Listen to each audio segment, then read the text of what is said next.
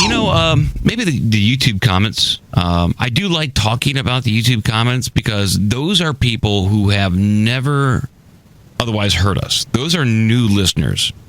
Yeah. And I do understand that our show must be very jarring to people who are, you probably used to conspiratorial talk or paranormal talk where it's very serious, and we're talking about gay porn films. And the Prune Brothers. Yeah. You're not taking care of your duties here like you're supposed to. That's right. And they probably like, well, what the hell is going on? This is like nothing I've ever heard before.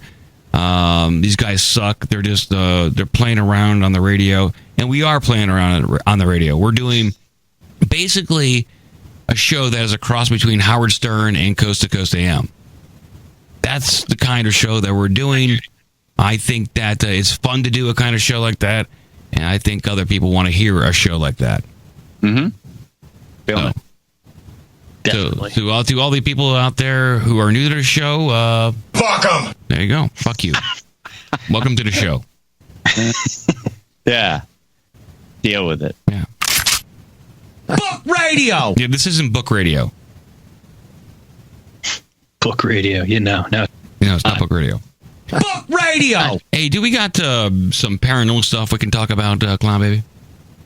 Yeah, I'm gonna dump this one here in Slack in the Carrot Shop, so you can. There's a video, quick news thing, and we can get into this missing boy in Aurora, Colorado. Let me tranny on over there. Come on, let's do this.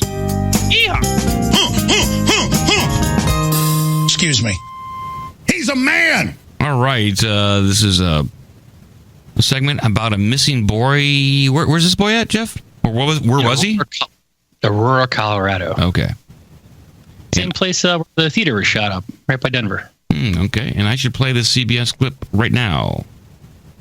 Sure. I will. This will give us a little background on what's going on. Now, it's been more than 24 hours since a 6-year-old boy in Aurora disappeared, and there's still no sign of David Puckett after he apparently wandered off from Amherst Place near Jasper Street. And today, volunteers and search teams combed through neighborhoods and a park. And the boy's mother is now pleading for the community to help find her little boy. CBS 4's Dylan Thomas joins us live from Olympic Park in Aurora. And Dylan, David's mother says she's starting to lose hope. Well, Tom, that's because for the second night in a row, authorities here at Olympic Park have called off their search for that young boy. The Aurora Police Department telling us this is their top priority throughout their force. But tonight, as 6-year-old David Puckett remains missing, and as temperatures begin to dip below freezing for the second night in a row, his mother tells us she's getting increasingly nervous about the outcome of this search. David, he's a good kid. Sunday night, Stephanie Puckett pleaded before cameras for help finding her son, 6-year-old David Puckett. I'm worried with how cold it is that something might really bad happen to him. David was last seen wearing black boots. Yeah, so he's missing. I'm trying to go back and when I was looking at her cry. Sunday night, Stephanie Puckett pleaded before cameras. I was trying to see if there's began to dip below. These are kind of weird tears. Tells us she's getting increasingly nervous about the outcome of. Maybe I'm being too skeptical here. David, he's a good kid. Yeah, she's crying. Yeah, we got to be skeptical about this stuff, but. You hold their toes to the fire. Yeah, literally. So when this kid went missing, and between the time that he went missing and that there was a search and rescue team going out to find him, was there reports of bad weather? It was cold. Which I would classify as fucking bad weather in Colorado. Right. I believe there was some snow. I'd have to go back. I actually wish I would have checked the weather, but it's kind of hard to retroactively fucking check weather unless I'm missing some kind of awesome website. That's kind of stupid. That'd actually be a good website to have. Like, what was the weather like a month ago? I don't know, Joe. Check for the weather in Aurora, Colorado on New Year's Eve or New Year's Day. Yeah, Joe, can you fucking do that, dude? I'll describe this. So he was last seen around 4 p.m. on New Year's Eve in the East Amherst Place, an apartment block. Apparently he had a fight with a sibling, and he has they described a mild learning disability, so I'm assuming the kid has mild autism or something like that. And so apparently his family searched for an hour before they called the police. And the authorities came and said they're still well. This is an older article about it, but what it came down to is they were searching this area for days. And they said they kind of did a whole radius, but it's called the area around Olympic Park, which is, I don't know, judging my Google Map estimate, it had from the pond to the housing area, it's about 500 feet to the park, and then the pond is 2,500 feet from their house, their housing area. And so the police were searching for days around this park. And by the way, the Amber Alert was not issued until 48 hours after the fact. And so this boy's body was discovered in a pond in this Olympic Park, not 2,500 feet from his home. So, I mean, what is that? A little under half mile from his home? Half mile from his home, found in a body of water. Under the ice, in a body of water. Now, the police had already been searching there, so you think they would have checked and looked at the ice for broken ice. So absolutely, like right off the bat. When the police were there, that must have mean he had been in that pond yet. I'm just assuming that. You'd have to, I don't know, get more details on the investigation or the case. But I'm assuming they would have checked that pond for broken ice, and it might not have been there, which would have mean, on the first day he was somewhere else. Well, and here's a quick aside of who was involved. Several agencies, including the FBI, aided the Aurora Police Department in searching with more than 200 volunteers. That's what I was looking for. I have like 3 articles open, but remember we read out of the Politis books, the FBI is never involved, I believe, unless foul play is suspected. Yeah. And specifically in one of these articles, as of I think it was from New Year's Eve or Monday, they said foul play was not suspected at the time. But in the one article that I did see, that I did read here, the police stated that foul play was not suspected, but they said they have registered sex offenders who live in the area. But police also revealed on Monday, this is an article from Monday from Fox, Monday evening, that someone outside the family had seen the boy the day he disappeared, but they didn't elaborate. So wait, they didn't elaborate? Wow, that's the perfect time to elaborate. Yeah, you'd think so. The FBI said they assigned 50 agents to the case. Wow. Holy shit. Including one who is highly specialized in missing children searches. You think they'd have checked that fucking pond, right? The first thing? Absolutely. That would be the first place that I would go to. What day are we looking for temperatures? New Year's Eve? Yeah. Yeah, or New Year's Day, both. Okay, so the high on New Year's Eve was 41. The low was 21. The high on New Year's Day was 48. And the low... I saw 18 on one graph. This one's saying it wasn't. Well, let's go ahead and say the temperature was 25 degrees. Can you survive 25 degrees outside overnight if you're like a 6-year-old kid? Yeah, and you got nothing. Boots on, pants, and a lighter jacket. So I'm assuming it's not a parka. So no, I would imagine not. Mm-mm. So since either he fell into the pond immediately and they blew it because at 40 odd degrees it was on New Year's Eve, wouldn't they have you would have seen the body floating? Well, it probably would have already been, I don't know how exactly the weather had been going there, so maybe it had been frozen over and started to melt, but wouldn't you have seen the body near the surface if it was not frozen yet at that time? I'm not discounting, like, things can get missed, obviously. And definitely this kid could have been chased into the pond. I remember when I was growing up, I was bullied. I got chased into a pond. I was actually thrown into a pond several times. It does happen. I would throw your ass in a pond. Yeah, it happened. I remember being picked up and being tossed into the pond right close to my house, and it was not a good experience. Now, had that pond been frozen, I probably would have died. I probably would have died. Yeah, that scummy ass swampy pond. Yeah, absolutely. And those bullies that I hung around with because I thought they were my friends would probably, in hindsight, looking back at it, they probably would have killed me for fun. Sure. So that probably could definitely happen to this kid. But he got in an argument with a sibling. The sibling could have chased him into the pond. It was frozen. He could have slipped and fell underneath the surface. But I would assume that the rescuers would absolutely be tearing up that pond. Well, no, they said he left the house after an argument, so I'm assuming the mother would know unless she's trying to cover up for the kid that killed her son. But you think they would have just kind of like, went over to the pond immediately to try and save him if she knew.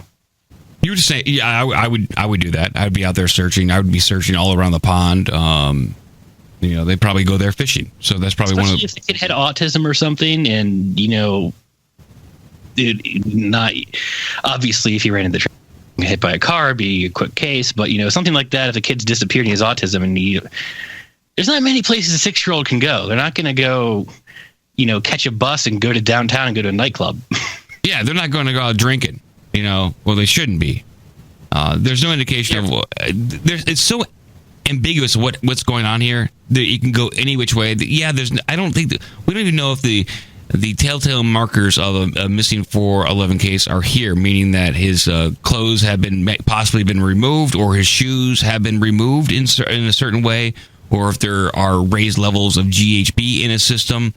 We don't know. We don't even know if GHB is administered to children who belong to the missing 411 profile.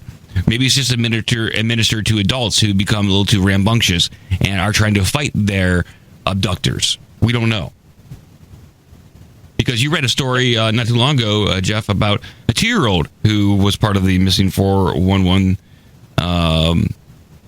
phenomenon, and that 2-year-old recounted walking through the woods with tree people and very large creatures, correct? Oh, and he wound up in the middle of a swamp somehow.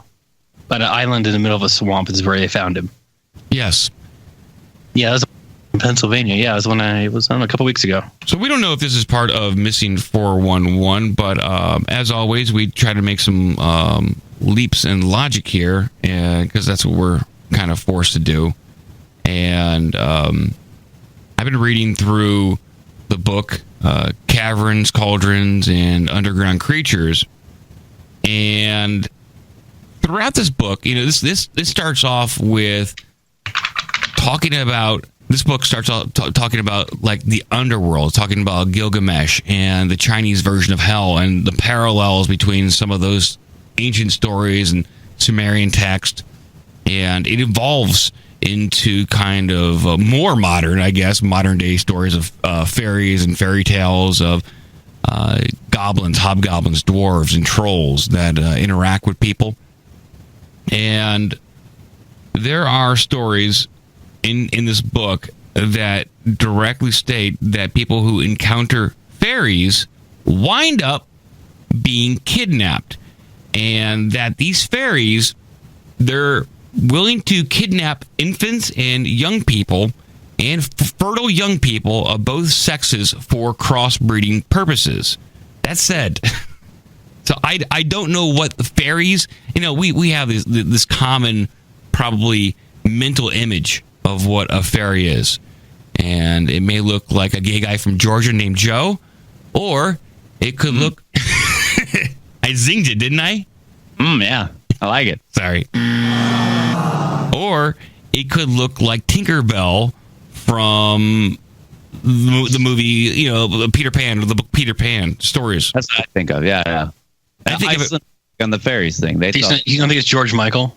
I don't think it's George Michael. No, not at all. And I apologize for that joke, Joe. I just had to make sure you were paying attention and listening. I was totally paying attention. Yeah. What's that, Joe? I said I appreciate that. Yeah. As soon as you talk about fairies, you're stepping on my dick, man. That's my department. Is it really? Yeah, the fairy department. Yeah. I didn't know. Well, I didn't know that that was your department. Fairy department. Yeah. So here's a little passage. Jeff, hold on. Here's a little passage from this concerning fairies.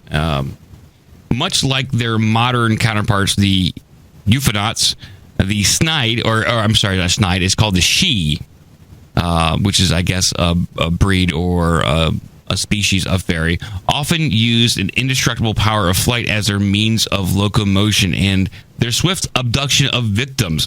Often the fairies would sweep through a region in a storm or a whirlwind, abducting as they go. The Highland Gaelic people believed in two distinct groups of kidnapping fairies: the she, who were encountered walking on the ground after sunset, even as early as twilight, who could still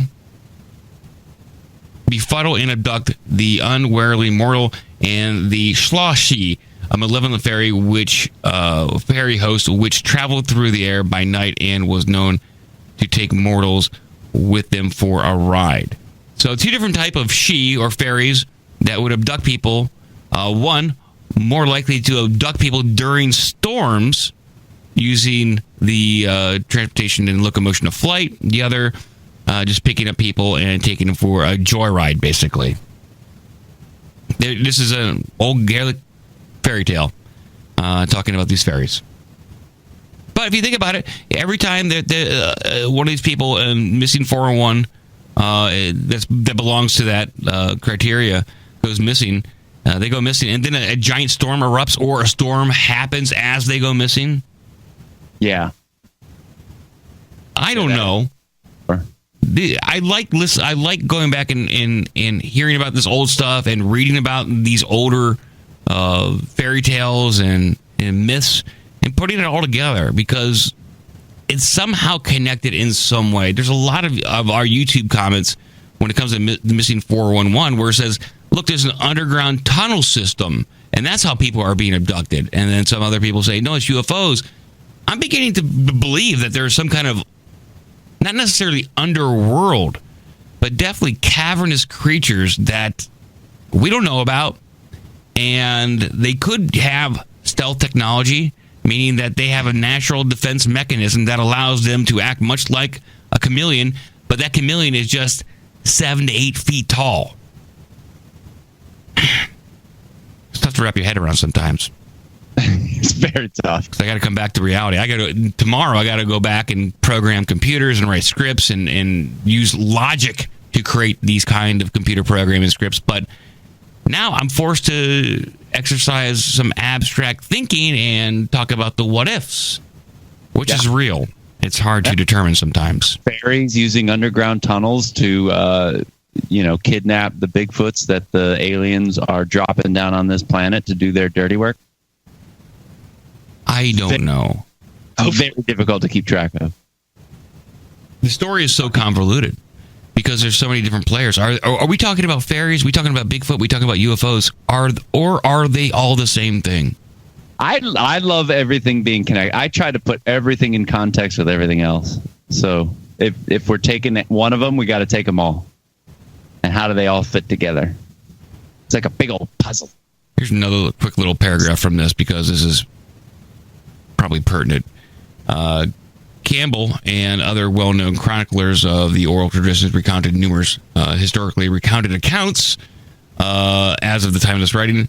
Some seen by witnesses of fairy kidnappings of men, women, and children and animals. Sometimes the victims are returned. Sometimes they are not. There is often an element of missing time experienced by those who are taken into the subterranean realm. Time spent, as far as they can recall, is in dancing, feasting, singing, or attending to fairy births or fairy children. Some of these memories may or may not be confabulations. The aspect to the missing time is a condition that is familiar to researchers into UFOs and abductions, which have also had a theme of theft of genetics and exploitation of the human gene pool. Oh. Bizarre, but so there's lots of talk of gene harvesting, especially with abduction. I mean, if you look at the missing 411 victims, they're not really damaged in any way. They're not, they're not killed. They're not beheaded, and they're usually found intact, pretty much. Correct me if I'm wrong. And so, what's taken from them?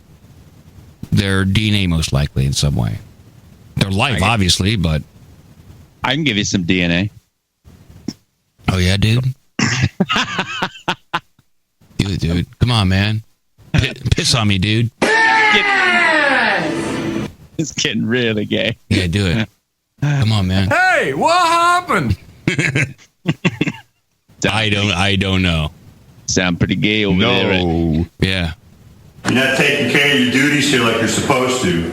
Yeah, take care of them duties. Well, I think we should get off the missing 411 subject and move on to something else, please. Come on. Hey. What are you, gay? Excuse me. What is all this stuff?